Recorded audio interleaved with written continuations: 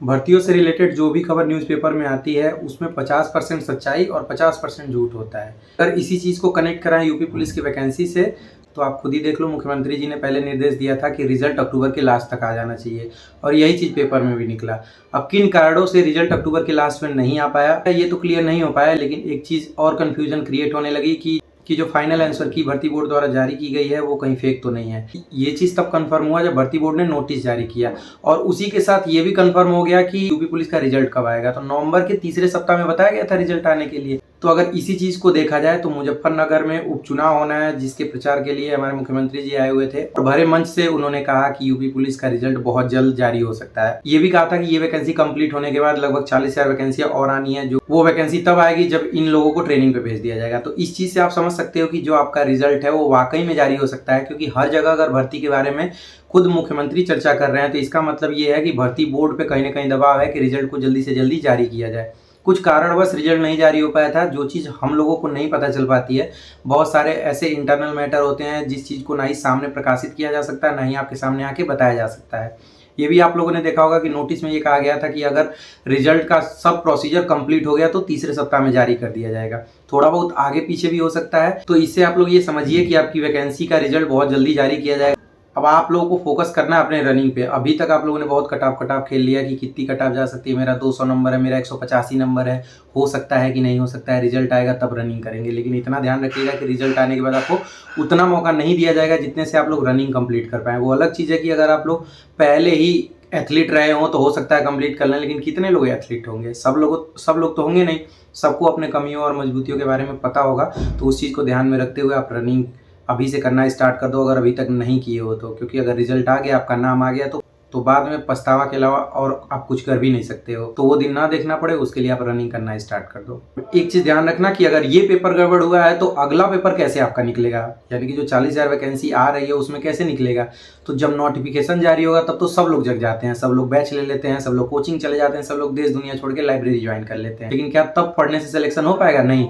Selection उन्हीं का होता है जो अभी से लगे हैं। मैं ये नहीं कह रहा कि 24 घंटे आप पढ़ो। किसी भी वैकेंसी का जब अता पता नहीं रहता है तो मन नहीं करता पढ़ने का। मैं भी पढ़ता हूँ, मुझे अच्छे से पता है। लेकिन इतना तो कह सकता हूँ कि रोज़ 1 से 1.5 घंटे पढ़ सकते हो, 2 घंटे पढ़ सकते हो। रिवीजन करते रहो, जब नोटिफिकेशन आएगा तो ऑटोमेटिक जुनून आ जाएगा। तो अगर सिलेक्शन लेना है, अपनी गलतियों को कवर करना है तो अभी से करना स्टार्ट कर दो। क्योंकि जब फॉर्म निकल जाता है तब अलग टाइप का जुनून आ जाता है, तब हमें पता ही नहीं चलता है। तब तो लगता है बस पूरी तैयारी एकदम अच्छी हो गई है, पेपर करा लिया जाए। और पेपर के बाद वही हालत होती है जैसा इस बार पेपर में आपके हुआ।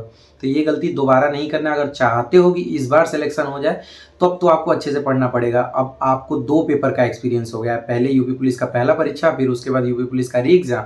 अब तो आपको अच्छे से पता चल गया होगा कि किस टाइप का पेपर होता है, कौन सी गलतियां करने पे हम पेपर अच्छे से नहीं दे पाते हैं। मैं पेपर होने से बहुत पहले से ही आप लोगों को गाइड करता रहा हूं कि किस टाइप का दबाव एग्जाम में होता है, आते हुए क्वेश्चन किस तरीके से हम गलत कर देते हैं, किस तरीके से पेपर मिलने के बाद हमें टाइम कम पड़ जाता है। ये सारी चीज़ें पहले से पता अगर हो तो आप इन सब चीज़ों को कवर कर सकते हो। और ये चीज़ आपको पता थी, बस आप मानने के लिए नहीं तैयार थे कि प्रैक्टिस सेट लगाते समय ओएमआर भर के जाया जाए। आप सोच रहे थे कि बस ओएमआर मिलेगा वहाँ पे भर दिया जाएगा, क्योंकि यहाँ आप लोगों ने ऑनलाइन पेपर दे रखा था। ऑनलाइन पेपर देने से तब फ़ायदा मिलता है जब आपका पेपर भी ऑनलाइन हो। तो पेपर आपका ऑनलाइन नहीं होना था, जब ऑफलाइन पेपर होना था तो आपको उसी तरीके से प्रैक्टिस करके चलना पड़ेगा। आप लोग सोच रहे होंगे कि अभी से उस एग्जाम की प्रैक्टिस कैसे करें, तो आप टेक्स्ट बुक पे चले जाइए या फिर कोई भी ऑनलाइन ऐप पे चले जाइए जहाँ से आप प्रैक्टिस कर सकते हो। वहाँ थोड़ा आपको पता चलेगा कि आपकी तैयारी कितनी अच्छी है। बाकी आप जब पूरा पेपर सॉल्व करिएगा, यानी कि 150 क्वेश्चन सॉल्व करिएगा, तो आप उस समय ओएमआर जरूर भरिएगा। ये मैं ऑनलाइन इस वजह से सॉल्व करने के लिए बता रहा हूँ कि ऑनलाइन आपको 300 से 400 में सभी एग्जाम के प्रैक्टिस सेट लगाने को मिल जाएंगे, लेकिन ऑफलाइन में आप कोई भी प्रैक्टिस सेट खरीदोगे तो लगभग 200 का मिलेगा। और अभी से जब तक आपका पेपर नहीं हो जाता है तब तक बहुत ज़्यादा पैसा खर्च हो जाएगा, इसलिए आपको ज़्यादा पैसा ना खर्च करना पड़े, इस वजह से मैं शॉर्टकट तरीका बताया हूँ। तो आप इस चीज़ को फॉलो करो। बाकी इस चीज़ का ध्यान रखना है कि रिजल्ट आने के बाद डीबीपीएसटी के लिए 1 सप्ताह के अंदर आप लोगों को बुलाया जाएगा। तो डॉक्यूमेंट रेडी रखिएगा, डॉक्यूमेंट को आप लोग फोटोकॉपी भी करा लीजिएगा। और ये ध्यान रखिएगा कि आपको वही जाति और निवास लेके जाना है जो फॉर्म में आप लोगों ने लगाया था, नया मत लगा दीजिएगा।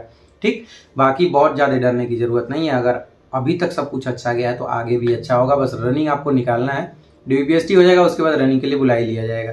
रनिंग वनिंग होने के बाद मेडिकल करा लिया जाएगा। तो बहुत ज़्यादा टेंशन लेने की ज़रूरत नहीं है, आगे की तैयारी करते रहिए। ये नहीं कि चलो अब जब वैकेंसी आएगी तब तैयारी करेंगे। बाकी आप खुद ही देख लो कि कितना इंटरेस्ट ले रहे हैं हमारे मुख्यमंत्री जी, तो रिजल्ट तो आना लाजमी है। अगर आपको कोई और भी चीज़ पूछनी हो तो आप मेरे इंस्टाग्राम पे आके पूछ सकते हैं। इंस्टाग्राम की आईडी आपके स्क्रीन पे दिख रही होगी। वीडियो पसंद आया हो तो वीडियो को लाइक करो, चैनल को सब्सक्राइब कर सकते हो अगर आपको यूपी पुलिस या फिर किसी और एग्जाम से रिलेटेड कोई भी जानकारी चाहिए। तो मिलते हैं अगले वीडियो में, तब तक के लिए अपना ध्यान रखिए, बाय बाय।